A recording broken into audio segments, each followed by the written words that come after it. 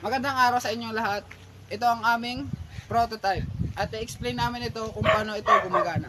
So ang purpose po nito para di na kayo mahirapan na pumunta pa sa kahit anong tindahan para magpabariya. Dahil pag meron kayo dito sa bahay nyo, di na kayo mahihirapan. Insert nyo lang tapos pilalabas. Okay?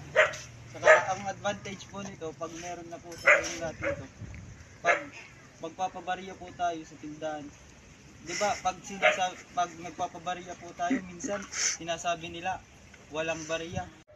So ang purpose nito, kung paano ito gamitin, mag-insert ka ng papel. Kunwari, 20 papel, 50, 100, 500, 1,000, basta kahit anong papel. Ilalagay mo lang dyan, tapos pipili ka kung anong bariya ang gusto mo, tapos lalabas na dito kung ang bariya.